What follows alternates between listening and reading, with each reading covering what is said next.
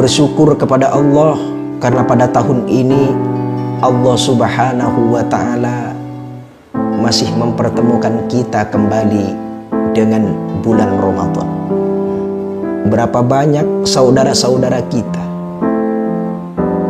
berapa banyak ayah dan ibunda kita, berapa banyak kakek dan nenek kita yang tidak bisa berjumpa dengan bulan Ramadan tahun ini.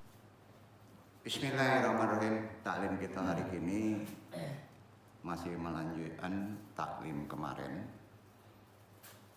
Bab 2, Asyaumu Toriku Asyufiyu.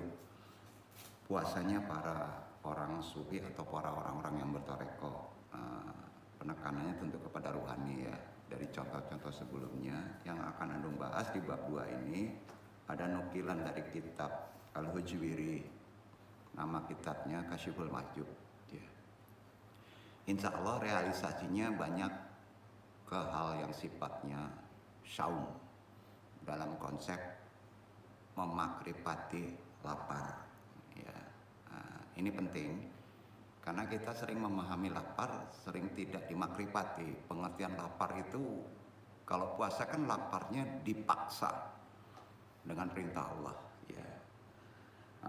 Jadi makna lapar itu sendiri sebetulnya manusia itu lapar ya. Artinya membutuhkan Allah ya, itu dalam makna rohani. Langsung aja ke tajuk risalah. Ini masuk bab 2, mencontoh menukil puasa ulama-ulama dulu itu sangat baik ya. Arti kata kemurniannya masih bisa terjaga. Dan ini bisa menjadi seperti mengamalkannya lebih cenderung kepada tasawuf akhlaki. Akhlak ruhaninya diamalkan dalam kita berpuasa. Bukan karena faktor puasa itu hanya perintah saja. Di sana ada yang sifatnya sangat rahasia yang perlu kita coba kupas. Terpaksa Sandung nukil melalui kitab-kitab abad pertengahan ulama-ulama dulu. Termasuk Al-Ghazali di Ihya juga mengupas sama Asy-Syairi ya. Jadi referensi lebih cenderung ke Hujwiri karena Hujwiri ini puluhan tahun ke belakang baru adanya Al-Ghazali ya.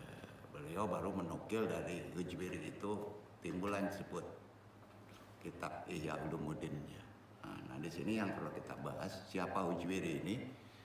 Mudah-mudahan beliau bertemu dengan ahlul hadis Bukhari ya, salah satu gurunya ya. Assalamualaikum warahmatullahi wabarakatuh. Jazakumullah khairan katsira. Alhamdulillahirabbil alamin. Nailahil mahud wassalatu wassalamu li ayya sirri hajati wujud ashabil azam likulli mawjud salatan tutahfil qulubinal iman wa biha biyunal Qur'an fatubahi ayat wa tubalana biha nurul jannat wa nurul nari wa nurul najari ila wajhikal karim.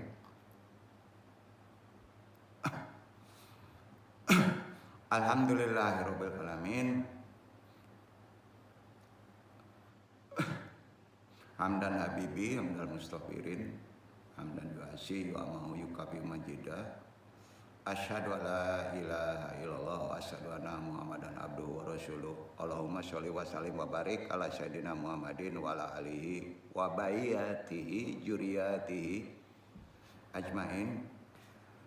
Kita kirim Al-Fatihah kepada orang-orang yang telah menolong kita termasuk ulama, orang tua kita. Mudah-mudahan di amalan ini karena makbulnya doa menjadi istilahnya seperti wasilah. Al-Fatihah. A'udzubillahi minasyaitonir rajim. Bismillahirrahmanirrahim. Alhamdulillahirabbil alamin. Arrahmanir rahim. Maliki yaumiddin. Iyyaka na'budu wa iyyaka nasta'in. Ihdinas siratal mustaqim. Shiratal ladzina an'amta 'alaihim ghairil maghdubi 'alaihim waladdallin. Kita baca Al-Ikhlas satu kali. Qul huwallahu ahad. Allahus samad. Lam yalid wa lam yulad. Kita baca doa ikhlasnya. Allahumma ajibna bil basa wa istiqomata wa hubullah wa hubi man haba. Allahumma ajibna bil basa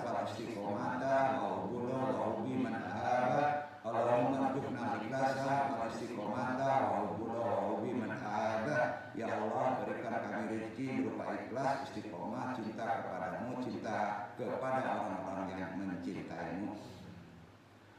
Kita lafazkan saja walaupun ini lintasan hati, nawaitu kita untuk puasa per hari besok. Nawaitu syama'ani anadai pada syahri Ramadan nanti sanati lillahi ta'ala. Aku berniat puasa sekali demi menunaikan kewajiban bulan Ramadan tahun ini karena Allah Ta'ala. Kita baca doa Ramadan kita memasuki hari ke-20. Aminkan saja. Bismillahirrahmanirrahim.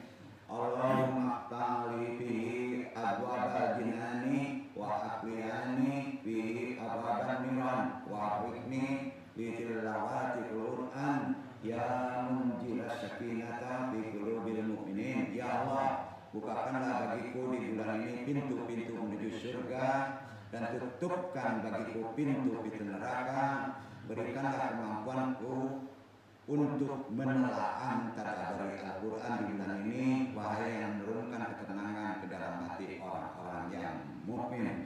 Keberkatan di bulan Ramadan, kesempurnaan kita puasa, kita memohonkan kepada Allah. Bismillahirrahmanirrahim. Allahumma alhamna al-ta'rifa ala ta'ayahu wa tajini kursihi wa habadah haramihi wa ayunana ala syiyami bikati jarawina an masyiatika wastamilillah bima yurdika falamil adana ila batili wala tanasibu ayunana ala insani wala namudu ayinina ila haram wala nata'akdama suwan hatta lan ba'atunana ila ma'ahlatu wala tentahu wala dinatu ila bima jara. Ya Allah, ilhamkan kepada kami untuk bisa mengenal karunia-Nya, mengagungkan kesuciannya, menjaga apa yang dilarangnya. Bantulah kami untuk menjalankan puasanya dengan menahan anggota badan dari maksiat kepadamu dan menggunakannya untuk apa yang diridhoimu, agar telinga kami tidak kami arahkan kepada kesia-siaan, mata kami tidak kami pusatkan pada kealpaan, tangan kami tidak kami ulurkan pada larangan, dan kaki kami tidak kami langkahkan pada keburukan, agar perut kami tidak kami isi kecuali yang kau halalkan, dan lidah kami tidak berbicara kecuali yang kau contohkan. Langsung ke doa talim. Subhanaka ilmalana ilama alam tanah inaka antal alimul hakim. Rabbi syari sadri wa yassir amri wa qul datam lisani ya qali. Ya Allah, ya Rabb, lapangkanlah untukku dadaku, mudahkanlah untukku urusanku, uraikanlah simpul pengikat lisan ini agar pentalim maupun ditalimi bisa memahami talim ini dan Allah meridhoi. Amin amin ya rabbal alamin. Puji syukur kehadirat Allah Subhanahu wa taala, dengan kodrat iradanya kita masih diberi waktu untuk bisa berpuasa di hari ke-20 di bulan Ramadan 1445 Hijriah ya, dan berthalibul ilmi, mendalaminya tanpa kita sadari. Iwan Akhwat sudah memasuki hari ke-20 ya. Baik yang mengaji secara talaki langsung maupun tidak langsung, doakan rahimakumullah, pasti dirahmati Allah. Di pertemuan hari ini, di talim hari ini, Al-Fakir yang bodoh ini coba membahas asyaumu toriku asyufiyu, puasanya para sufi torikoh, khususnya di bab 2 ini terkait nukilan-nukilan dari ulama-ulama terdahulu. Di antaranya yang paling pokok andung tekankan adalah kepada Al-Hijwiri. Mudah-mudahan beliau dilapangkan dalam alam-alamnya. Amma ba'du, masih kita kaji perkara laparnya puasa ya. Kita makrifati dulu. Ini ngajinya lapar nih. Rasa lapar tidak sekedar mengajarkan kita untuk mematikan dorongan nafsu ya, atau memanage makan dan minum saja ya. Lapar dan haus sejalan, hanya menjadi prasyarat yang sifatnya luaran, zohir, yang seharusnya digali lebih dalam pada faktor rasa. Nah, sekarang kita puasa tidak terasa lapar lagi. Jangan-jangan kita tidak memakrifati lapar itu sendiri ya. Jadi kalau kita kaji dari nukilan ulama dulu, simbolisme lapar itu luaran, hampir sama dengan lahir ya. Kita menciptakan lapar dengan menahan. dari makan dan minum. Jadi sejatinya ini kan memberikan isyarat tajam bahwa manusia dianjurkan untuk menyudahi atau setidaknya mencukupkan dengan karunia yang ada sebagai pendorong ibadahnya. Nah, setelah lapar kita harus memperkuat ibadah rohaninya, bukan menjadi rakus memakan harta atau balas dendam setelah diizinkan. Nah, ini terkait dengan kejiwaan selanjutnya ya. Seakan dunia hendak dilahap semuanya, bukan begitu. Arti kata bukan memonopoli kekayaan, kehormatan tanpa pernah berbagi kepada yang lain. Kita harus merasakan pedihnya tidak mempunyai apa-apa ya. Tapi mencakupkan diri dengan perolehan dan menebar kebaikan kepada semuanya dengan membagi. Dengan setelah kita merasakan gimana tersiksanya kita dalam keadaan kemiskinan. Lapar itu fakir ya. Jadi ulama dulu ini ada ungkapan simbolik dari para sufi atau orang yang bertarekat atau orang yang mengkaji ruhani secara tasawuf, baik akhlaki maupun falsafi ya. Yang Andung tekankan di sini bukan falsafinya tapi akhlakinya, lebih cenderung ke amal. Harus menjadi muara ketaatan dalam segala hal. Seperti yang dinyatakan Abul Abbas Ash-Kashhab ya. Beliau ulama sufi di abad pertengahan. Beliau berkata begini, en taati wa masyati ta'atami dan ala kotata ini minal kubzi ida akalatu ajidu bidakili madatan likuli kotiatan wa ida mana tahu ajidu asasa kuli amalin takwa bidakili. Artinya ketaatanku dan ketidaktaatanku bergantung pada 2 potong roti saja. Ya. Jika aku makan, aku menemukan bahan setiap dosa dalam diriku. Ini dalam maknanya ya. Namun bila mana aku cegah, aku mendapati dasar bagi setiap aktivitas kesalehan dalam diriku. Jadi antum itu kalau lapar itu ada ketaatan. Ya. Nah, itu ulama dulu maknanya begitu. Jadinya ini bukan membunuh nafsu, kan ada batasan. Nah, ada batasan nafsu secara lebih luas harus mengarah pada 2 hal. Sifatnya lahiriahnya menahan lapar dan dahaga. Ini hikmah puasa itu penting. Ruhaniahnya mengontrol seluruh keinginan rendah, sebetulnya itu. Jadi kalau kita lapar menahan makanan itu lebih cenderung keluaran. Artinya yang lebih dalam kan, dalam lapar itu kita coba dibarengi dengan keinginan rendah tidak ada. Ya. Yang terpendam di jiwa manusia.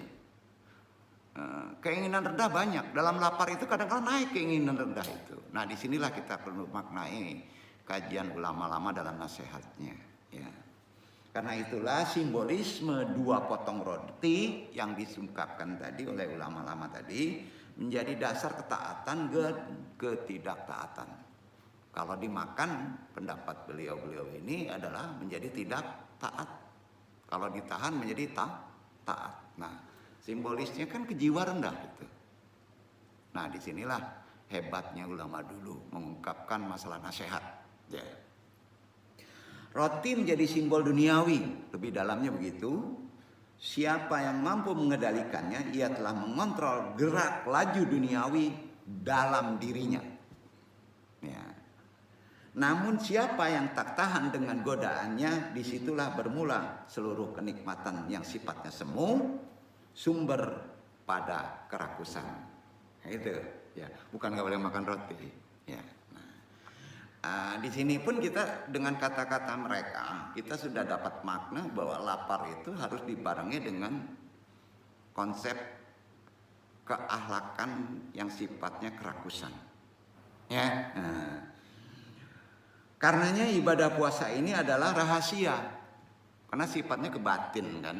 Nah, suatu rahasia yang tak ada yang mengetahuinya selain Allah karena sifatnya individu. Karena itulah pahalanya tak terkira, Pak. Kalau kita sudah mencapai sisi rohani puasa itu sangat besar. Ya. Manusia memasuki surga karena rahmat Allah loh. Ingat, bukan karena amalnya. Amalnya sering terkontaminasi dengan pemahaman sifatan luaran. Itu harus dengan rahmat Allah. Ya. Dan tingkatan mereka tergantung daripada ibadahnya, itu pahala. Maka di surga itu ada tingkatan-tingkatannya. Begitu juga puasa. Ya. Sementara menetapnya mereka di dalam surga untuk selamanya, keabadian di surga dikarenakan pahala puasanya udah tinggi. Itu ya. Ya. Itu sebabnya lapar menjadi dominan dalam bangunan tirakat. Asal kata dari jalan torekat. Kita kan sering mendengar orang bertirakat. Tirakat itu salah satu tidak makan minum.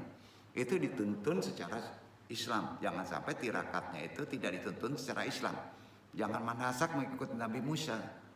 Beda kita umat Nabi Muhammad, ada aturan syariahnya. Ya. Sempurna puasa itu 40 hari, Pak. 30 hari itu lebih cenderung ke simbolis lahiriah. Batiniah 10 hari setelah Ramadan dengan dibatasi Idul Fitri. Berbuka dulu. Sampai ya, dilanjutkan 10 hari. Maka di situ menurut ulama lama, termasuk Al-Hijwiri, Al-Ghazali, kalau antum ingin dibawa bicara sama Allah dalam konsep batin, lengkapi, sempurnakan puasanya 40 hari. Dan itu ada hadisnya. Nah, kita sering menyepelekan. Ya, maka lengkapilah. Ya, itu dengan lapar mereka merasakan terbukanya suatu dimensi sebetulnya. Dimensi apa? Dimensi batin atau dimensi rohani. Nah, ini sering tidak disadari oleh kita. Ya. Kadang kita merasakan tanpa disadari loh itu. Jadi Allah itu menunjukkan ilham, keselamatan diri, kepekaan suatu isyarat atau tajamnya firasat itu berkat dari lapar. Ilmu itu ditanamkan di hati tanpa kita sadari. Nah, di sini yang Anda mesti kasih tahu. Jadi manfaat lapar itu terkait penyelamatan diri kita kehidupan ke depan. Ya, tajamnya firasat. Ya, kalau kita mengkaji ilmu tanpa tahu efek yang sebenarnya dengan puasa, maka kita tajam firasat. Itu bahasa makrifat yang disebut merekalah yang dibawa bicara oleh Allah. Tentunya dalam konsep batin. Bukan seperti Nabi Musa, ya. Nah, ini yang mesti Anda sampaikan dulu secara lebih dalam lagi, sehingga teranglah segala hal yang selama ini terhijab. Itu bahasa makrifat. Akan terang bahasanya. Mudah-mudahan kalau kita mengikuti puasanya secara lebih sempurna, hijab tutupan dalam kehidupan kita ke depan akan menjadi terang. Ya. Bukan sekedar lapar tanpa pemahaman yang mendalam loh puasa. Ya. Terlebih tanpa kesadaran untuk suatu kebangkitan jiwa dan kebangkitan rasa mata hati menuju kepada Allah itu krusial sekali pada amalan puasa. Makanya maknailah apa itu lapar. Nah, meniti lapar dengan seperangkat nilai-nilai ilahiyah, menapaktilasi kehidupan Rasulullah sebagai panutan manusia terbaik. Dengan begitu, kita yang lapar akan memperoleh makna lapar yang sesungguhnya dalam konsep Islam secara rohani, serta mendapat balasan sebagai seorang mujahid di jalan Allah. Itu puasa tingginya. Balasannya mujahid di jalan Allah. Karenanya muara lapar. Nah, ada muaranya nih. Ada pada perut. Betul? Nah, kita maknai lebih ke bawah lagi. Muara lapar itu ada di perut. Perut kan merupakan tempat kontrol yang paling utama dalam mengendalikan nafsu syahwat. Sepakat? Perut. Dia menjadi sumber syahwat dan tempat segala penyakit loh dan ketercelaan. Perut. Ya. Dari sinilah segala bermula, kemudian diikuti dengan syahwat kemaluan. Jadi muaranya perut dulu. Turun ke syahwat kemaluan. Ya. Dan menguatnya libido senang kawin dalam konsep yang lebih liar. Ya, gitu bahasanya. Itu muaranya ternyata jaga perutmu. Maka ada konsep makanan seperti yang tidak boleh dimakan, yang diharamkan. Karena konsep libidonya itu menjadi liar dalam tidak tertahankan oleh manusia. Babi haram, ini haram, betul kan? Karena itu lebih cenderung ke tabiat. Ya, jadi disinilah yang konsep kita menahan itu jangan pula mengandalkan menahan itu dalam konsep yang haram. Yang halal pun ada waktunya mesti ditahan. Betul kan? Karena itu terkait dengan muaranya syahwat, yaitu perut. Nah, ini mungkin di luar jarang dibahas lebih ke dalam. Ya. Jadi Andung ingatkan lagi, makrifati lapar supaya puasa kita itu intinya bisa lebih mengetahui apa sih puasa itu yang sesungguhnya secara sejatinya gitu ya. Jadi tolong Andung sampaikan makna lapar yang sesungguhnya itu gimana, serta mendapatkan insya Allah menjadi mujahid yang sesungguhnya. Jadi sumbernya tadi perut, sumber ke penyakit ketercelaan. Jadi di sini udah tahu ya, ternyata puasa juga untuk kita juga, walaupun itu untuk Allah dalam konsep rohani akan menyehatkan kan, ya. Dari sinilah segala bermula, diikuti dengan syahwat kemaluan dan menguatnya libido senang kawin, gairah pada makanan. Nah, pernikahan ini mengantarkan pada cinta, kedudukan dan harta. Ya. Ada dia bagus amalannya, tapi tidak kontrol perut. Dia sering banyak nikah, pasti itu. Ya. Nah, nanti tangan alasan karena dibolehkan oleh. Ya, tapi di sinilah perlu kearifan kita dalam mengontrol perut tadi.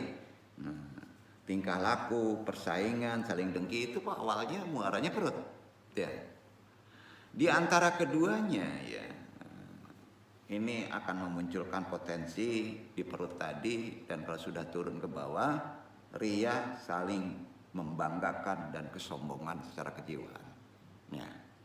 Usulnya begitu. Semua ini kan melahirkan gejolak hati yang sifatnya ketabiat, dengki, permusuhan, perseteruan. Lihat aja konsep makannya. Ya, ya. Ini sama juga seperti yang diterangkan oleh Al-Ghazali dalam Ihya Ulumuddin. Ya.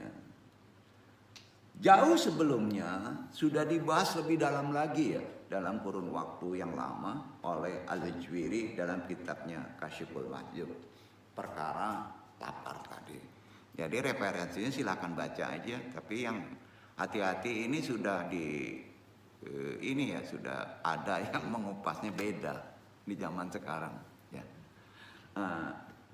Jadi menurut sebagian orang, ya, lapar menghendaki seseorang menghindari makanan selama 2 hari 2 malam.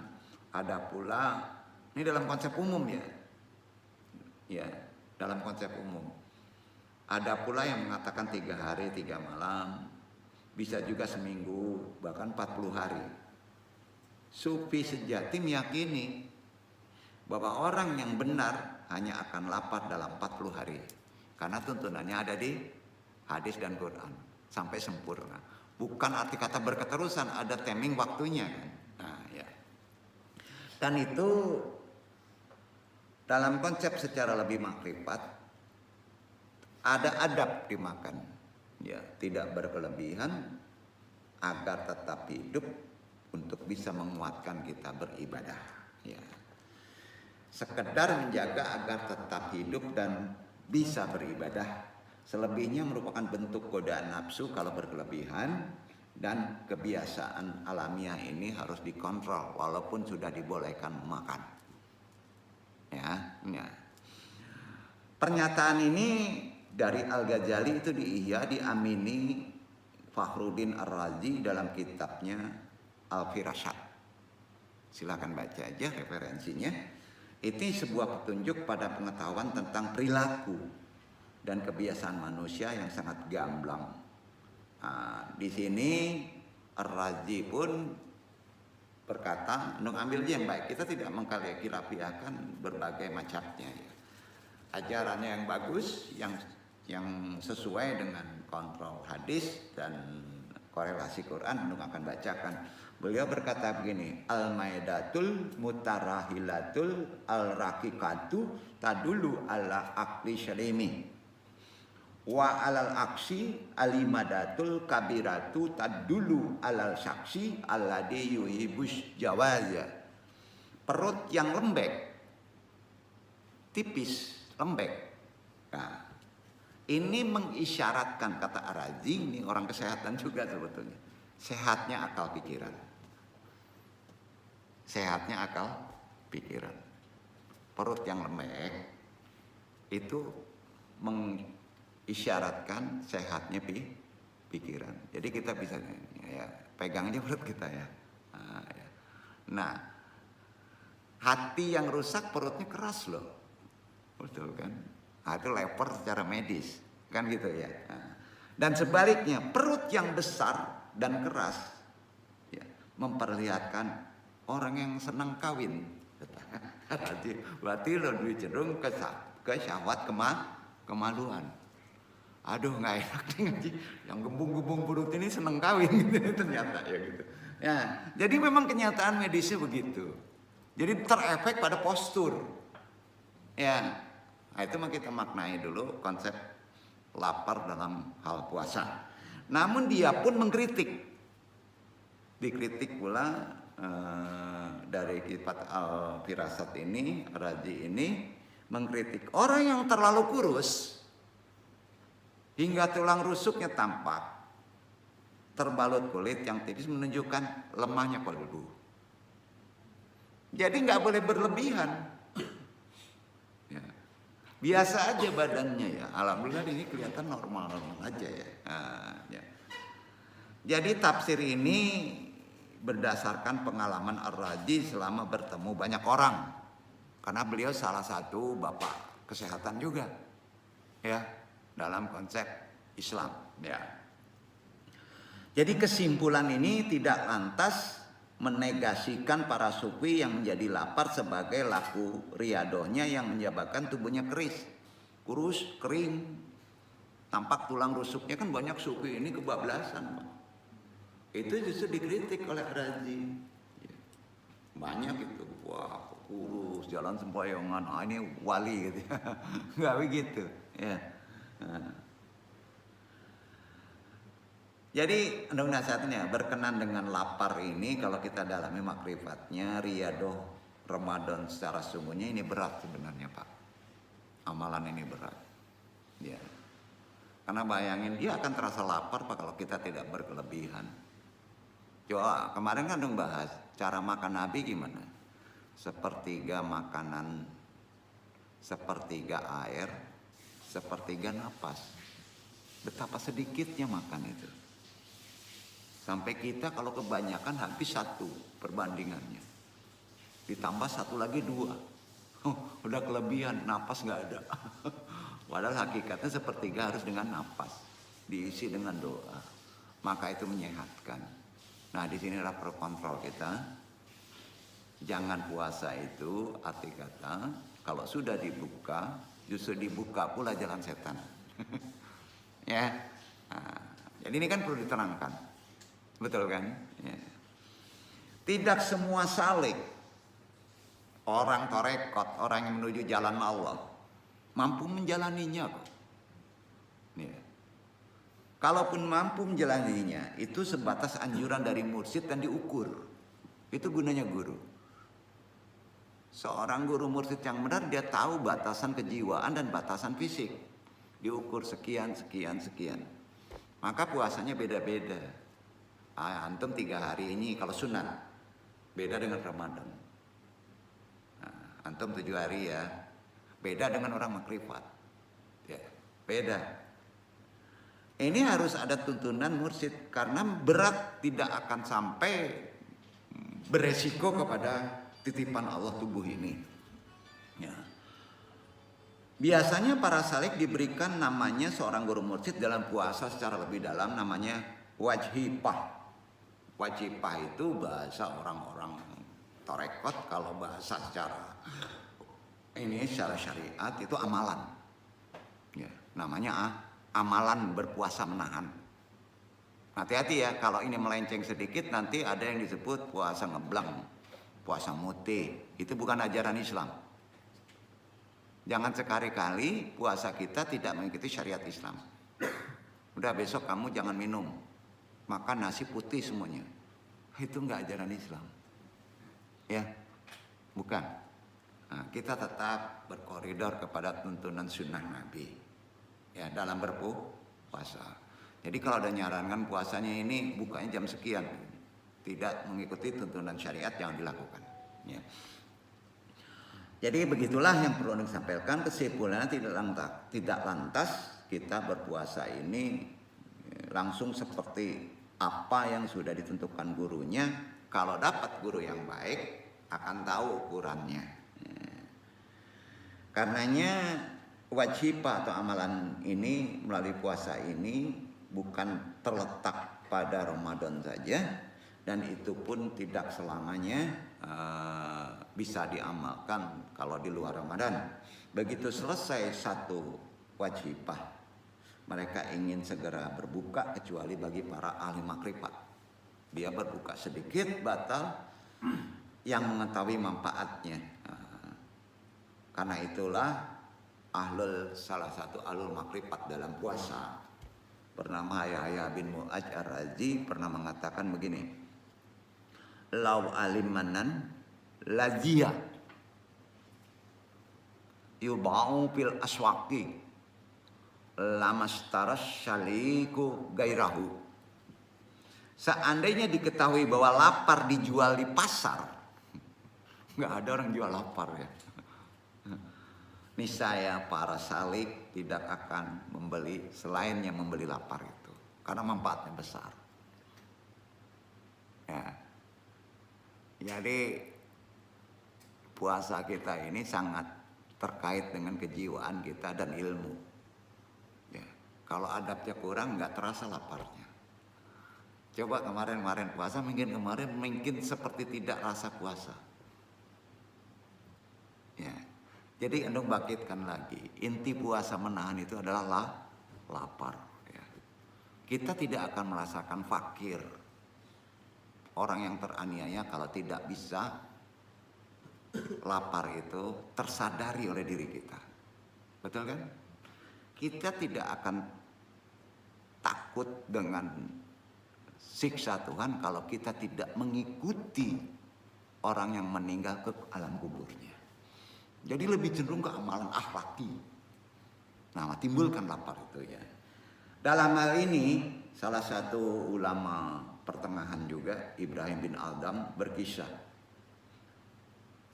Ya, begini kisahnya. Ini benar kisahnya. Aku berteman dengan para rijalullah. Rijalullah ini para wali. Ya. Di pegunungan Libanon.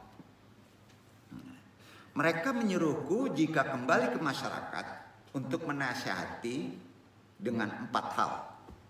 Ini perkara puasa yang lebih tinggi.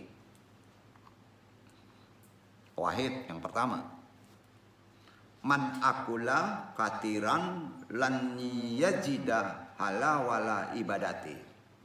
Yang kedua, isnan man kuturihi naumihi lam yanal al barakati fi umrihi. Salah yang ketiga, man talaba ridal nasi lam yantajar ridha Allah subhanahu wa ta'ala. Arba'ah yang keempat, itu nasihatnya ya. Man afrata fil kalami wal gaibati lam yamutu hatta yakruju minal Islam. Artinya gini, yang pertama, siapa yang banyak makan tak akan pernah menemukan manisnya ibadah. Tuh, ya. dalam berbuka tuh. Itu nasihatnya. Ya. Yang kedua, barang siapa yang banyak tidur, dia tidak akan mendapatkan keberkahan dalam usianya. Panjang umurnya tapi nggak ada berkah. Karena kurang amalnya kan tidur, dinafikan. Ya. Ya tidur itu ibadah betul, tapi ini dalam konsep Tuhan ya. Yang ketiga, siapa saja yang mencari ridho manusia, dia tak akan pernah menantikan keridhaan Allah. Ini terkait puasa. Jadi puasa itu bukan ridho apa kata guru, apa kata budaya, apa karena kita Islam, bukan. Ya, bukan. Yang keempat, siapapun yang ucapannya berlebihan, membincangkan keburukan orang lain atau gibah secara syariat, maka tidak akan mati kecuali dalam keadaan keluar dari Islam. Hati-hati di bulan Ramadan ini. Ya. Bahaya maksud keluar dari Islam, bisa suul khotimah mati kita. Itu terkait dengan ibadah puasa. Abdullah bin Sa'ad al-Tusyari juga menegaskan bahwa ini semua menghimpun dari ulama-ulama Sufi lama dalam konsep puasa, ya, terkait dengan perkara lapar. Ya. Berkumpulnya kebaikan itu ada dalam 4 hal. Kumpulnya kebaikan itu ada dalam 4 hal. Ya. Dengan itu pula, dengan 4 hal itu pula, seseorang akan menduduki posisi sebagai wali abdal. Keempat hal tersebut adalah, ini tinggi banget nih. Pertama, ifraqoha maidatika jayian. Artinya, mengosokkan perut dengan dapat lapar. Kosong perut ada yang gak lapar loh. Mengosongkan perut dengan dapat lapar. Bisa sampai titik wali abdal. Itu menurut beliau. Ya. Yang kedua, asmuta'an kullima faidata minhu. Diam dari segala yang tak berfaedah. Itu puasa. Dia tidak akan ngomong kalau nggak berfaedah. Berat ya. Ya. Yang ketiga, al-ujratu. Ujlah. Kalwat. Awal gurbatu anil basyari. Artinya ujlah atau kalwat atau diam di masjid mengasingkan dari manusia. Itu 30 dan ditambah 10. Wah, berat ya. Makanya persiapan puasa orang ulama dulu itu 3 bulan sebelumnya. Para sahabat Nabi 6 bulan. Udah disiapin tuh. Gimana untuk 3 bulan kita tidak berikhtiar. Ya. Bahkan perang aja nggak boleh, betul kan? Nah puasa kita ini dadakan kan? Ya, ya. Ujlah atau mengasingkan diri dari manusia. Yang keempat, asyaharu alal ibadatihi. Asyaharu itu begadang dalam rangka ibadah, malam nggak tidur. Berat nggak? 4 tuh. Maka antum sudah mencapai titik wali abdal. Itu konsep puasanya orang-orang torekot, orang-orang sufi lama. Ya. Bahkan kalau naikkan lagi ahlul marifat sampai titik ngomongnya begini dalam puasa Ramadan itu. Aljuahu kanjuna rayisiu. Lapar adalah harta utama kita. Itu hartanya. Orang makrifat hartanya adalah lapar. Ya. Dalam arti kekosongan waktu. Sehingga mereka bisa beribadah. Itu dalam konsep bahasa kejiwaan. Keselamatan duniawi harus dengan lapar. Ya. Manisnya ibadah harus pula dengan puasa. Ya. Dan aktivitas yang bermanfaat yang mereka dapatkan tidak lain karena lapar. Di lapar itu akan menghasilkan sabar tanpa ikhtiari. Setuju nggak? Iya. Gua lapar aja deh. Ya. Nah, sabar tanpa ikhtiari karena Allah. Karena itu pula Syekh Syari, seorang sufi lama abad pertengahan juga menyatakan begini, rasukuli khairan unjila minasyama'i ilal ardi wa rasukulin syarin baina litnaini syaba'. Puncak dari segala kebaikan yang pernah diturunkan dari langit ke bumi adalah lapar. Dan puncak segala keburukan di antara keduanya adalah kenyang. Ya. Nah, bukan nggak boleh makan. Ya. Nabi mengatakan yang tengah-tengah ya, jangan terlalu kenyang, tidak boleh terlalu lapar juga. Ya. Nah. Jadi para ahli marifat sudah jelas konsepnya dengan yang di atas juga beda itu. Para sufi beda. Para ahli marifat itu sudah menjadi tabiat terbiasa dengan lapar. Bukan dipaksa. Mereka menjadikannya sebagai hartanya yang paling utama kan. Maka mereka disebut orang juhud. Betul. Fakir, sederhana. Ya. Ketika mereka lapar, semua pembuluh darah secara fisik, pembuluh darah gimana? Dalam tubuh kita menjadi bukti rahasia ilahi. Nah, ini tinggi banget ya. Ya. Jadi hati mereka pun akan menjelma persemayaman penglihatan Tuhan yang maha tinggi. Akhirnya kolbu mereka pun menjadi pintu-pintu yang terbuka. Di sanalah tempat akal dan hawa nafsu. Hawa nafsu ini menjadi baik. Maka di Quran disebut nafsu yang diridhoi. Ya. Akal akan dibantu otomatis dengan ruh. Itu ucapan mereka. Sementara hawa nafsu oleh jiwa rendah. Ketika indera-indera alamiah kita turuti kemauannya dengan pemenuhan makanan, maka akan semakin menguat jiwa rendah kita dalam kehidupan. Sepakat? Nah, sebaliknya, di waktu jiwa rendah tidak dipenuhi dengan kebutuhan makanannya kita tahan, ia menjadi lemah. Disitulah akal ruhani dibantu oleh ruh menjadi kuat akal kita. Nah, itu konsep secara tubuh. Ya, nah. Sehingga tersingkaplah rahasia-rahasia dan bukti-bukti ilahiyah. Akan tersingkap. Nah kan gini, kalau lapar tidak bisa berpikir itu salah makna. Karena tidak dimakrifati. Ya.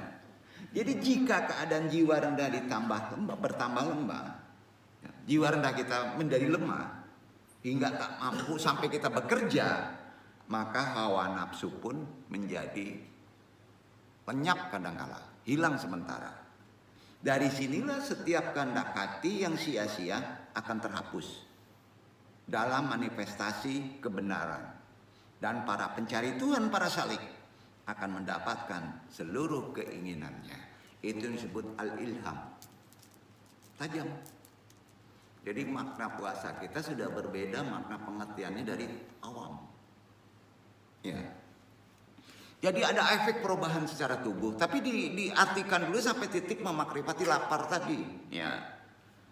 Maka dari itu lapar para sufi tidak sebatas menahan diri dari makanan dan minuman, mereka menggunakan laparnya sebagai jalan ibadah dengan berpuasa. Jadi pandanglah ibadah puasa sebagai sesuatu yang sangat istimewa. Jangan disepelekan. Ya. Karena di situ pintunya. Sebagaimana pemahamannya terhadap penggalan hadis qudsi. Asyaumu liwa ana azibihi kan. Ibadah ini adalah rahasia yang tidak ada kaitannya sesungguhnya dengan ibadah lahiriah. Hanya luaran saja lahiriahnya. Kalau kita tidak mengikuti ibadah saum laparnya ruhani, maka percuma saja hanya mendapat lapar dan haus. Kan gitu bahasanya. Nah, suatu rahasia yang tak ada yang mengetahuinya selain Allah. Ada hadisnya, karena itulah pahalanya tak terkira. Karenanya kalimat anna azabihi ini terkait dengan riwayat bahwa manusia memasuki surga karena rahmat Allah. Ya kan? Karena rahmat Allah. Dan tingkatan mereka berdasarkan ibadahnya. Sementara menetapnya mereka di dalam surga untuk menjadi kekal selamanya dikarenakan pahala puasa sampai titik makomat tertinggi sempurna. Dilengkapi dengan 10 nanti. Itu langsung ke amalan. Ya. Jadi kedahsyatan ibadah puasa di sini kita sudah tahu. Apakah antum yakin mengimaninya? Wallahu alam. Hingga sampai Al-Junaid, seorang ulama sufi, mengatakan bahwa puasa adalah separuh tarekat.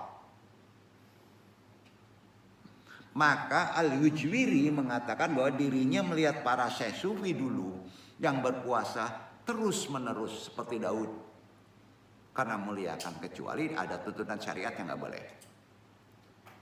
Ya.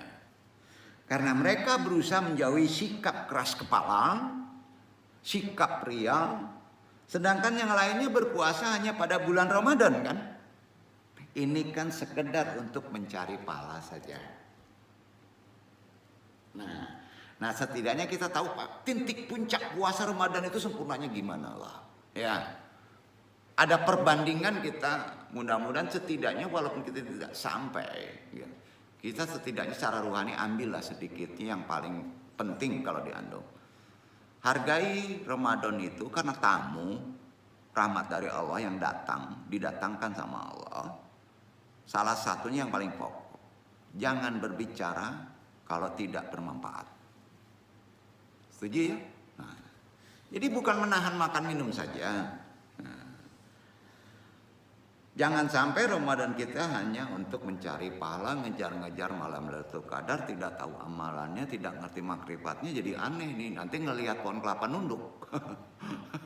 Kan jadi susah. Apalagi ngincer. Karena hadis bulan ganjil katanya. Pas genapnya dia nggak tarawih. Ya, jadi aneh nih. Ya. Jadi puasa terus-menerus tanpa melanggar perintah Allah merupakan bentuk karomah loh. Itu bentuknya karomah. Walaupun ada batasannya. Karomah mengikuti aturan khusus loh. Nah puasanya berbeda. Orang yang sudah punya karomah pasti amalannya tidak umum. Setuju nggak bahasa itu? Ulang. Orang yang punya karomah, benar ya karomahnya, ya, pasti amalannya tidak umum. Sepakat? Pasti deh. Itu jangan dibenturkan langsung kepada tuntunan yang sifatnya awam. Ya. Pasti itu karomah. Amalannya khusus, aturannya khusus, nggak umum. Berat. Jadi puasa itu sendiri bisa mencapai titik karomah. Tapi kita tidak boleh mengejar karomah. Nah. Lain halnya dengan mukjizat ya. Beda, itu di Nabi kan. Memang harus ditampakkan. Betul? Makanya menyebut orang yang sufi itu puasanya setahun. Tapi dia tidak boleh memperlihatkan puasanya. Berat juga nih. Jadi mukjizat kan memang untuk ditampakkan. Sebagaimana Rasul menampakkan puasa. Rasulullah itu puasanya terus menerus loh. Walaupun ada aturan-aturan tertentu, ini puasa, ini puasa, ini puasa, ini puasa. Senin Kamis dijalani juga. Jadi karomah para wali dilarang untuk ditampilkan. Puasanya para wali nggak boleh terlihat. Kan ini aturan Quran. Kecuali mukjizat. Duduk. Ya. Karena karomah mengendaki kerahasiaan. Itu sebabnya amalan orang awam puasanya adalah rahasia. Inilah yang membedakan mukjizat kenabian dan karomah para wali. Lah kita ini para wali Allah, jangan dipersulit. Khalifah, betul kan? Nah, cuman pada konsep ajaran sufi itu ada tingkatan-tingkatan. Ya, pasti ada tingkatan. Hidup aja ada strata. Ya. Dalam tingkatan tertentu, karomah juga memberikan kemampuan para wali berbicara dengan Tuhan dalam konsep batin. Hati-hati, ya, dalam konsep batin. Para wali biasanya akan berpuasa 40 hari. Ini contohnya ada di Quran. Dan boleh diamalkan kalau ingin sempurna puasa. Jadi amalan puasa sampai titik sempurna 40 hari. Araf 7. Surat 7 ayat 42 dibaca Iwan. Dibaca dulu. Surat 7 diamalin dulu. 142. Awal. Yang ini.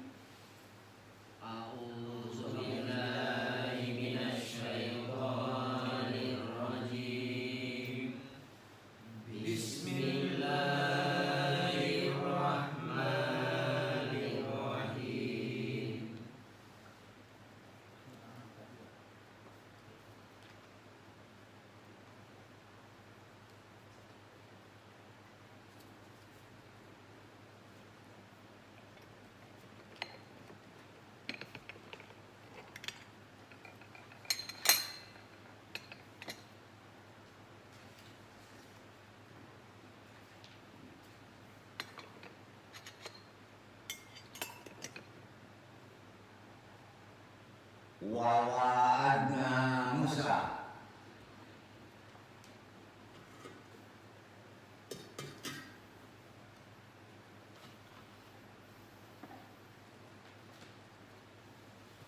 وواعدنا موسى ثلاثين ليلة وأتممناها بعشر فتم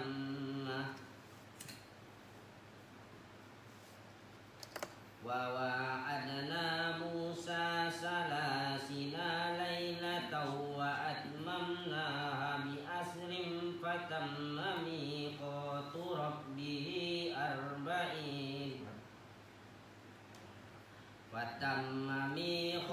ربه أربعين ليلة وقال موسى لأخيه هارون اخلفني في قومي وأصلح ولا تتبع سبيل المفسدين.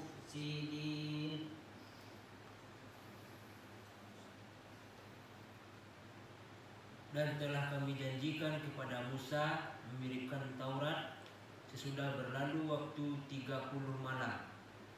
Dan kami sempurnakan jumlah malam itu dengan 10 malam lagi. Maka sempurnalah waktu yang telah ditentukan Robnya 40 malam. Dan berkata Musa kepada saudaranya yaitu Harun, gantikanlah aku dalam memimpin kaumku dan perbaikilah. Janganlah kamu mengikuti jalan orang-orang yang membuat kerusakan.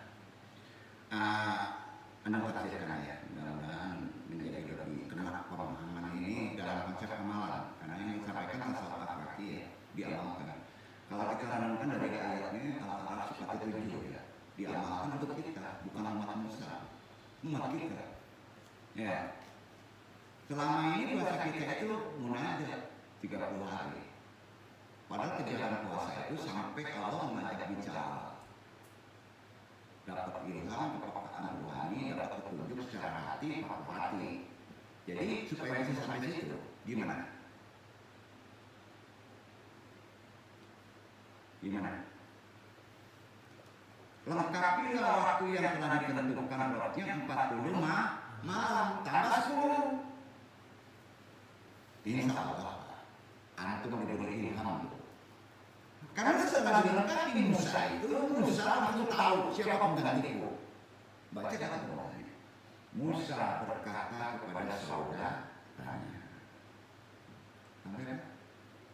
Jadi para pemimpin itu kalau jadi misalnya satu presiden harus puasa 40. Kalau misalnya bukan seluruh DPR ya DPR itu ya.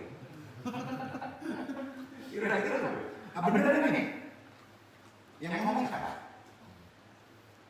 Kurang amalannya. Pertanyaannya itu cuma dapat munajat minta itu juga Tuhan gitu. Yang keren itu orang munajat bicara. Tentang nih, di mana amalannya supaya puasa 10 setelah Idul Fitri. Mau nggak nih? Insya Allah 11 bulan itu udah. Ini jalan sini salah di belok ini jalan ke kiri itu. Peka sendiri. Enggak ngomong seperti ngomong siapa enggak gitu. Tidak akan selesai. Seperti ada kompas yang baik. Sampai. Ya. Jadi kalau doanya kan menajat. Pas kita melakukan ikhtiar kan ikhtiar. Nah, jalan dituntun juga sama Allah enggak? Misalnya ya Allah berilah saya istri. Nah, jalan aja ke pasar sana kalau ketemu. Nah, doa ya. Nah, tapi jalan salah. Karena 10-nya tidak lengkap. Halo, betul kan? Betul kan? Amalin ya. Janji pada diri. Mau nggak diajak bicara sama Allah? Itu gunanya kita mengkaji kita paham. Kalau nggak jelas, coba baca Kasiful Mahjub deh. Itu isinya.